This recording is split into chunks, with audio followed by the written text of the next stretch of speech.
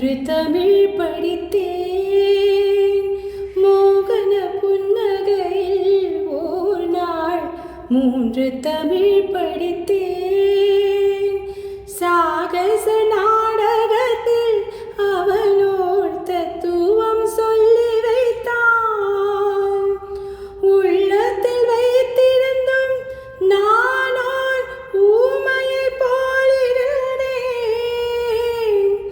ஊமையை போலிருந்தேன்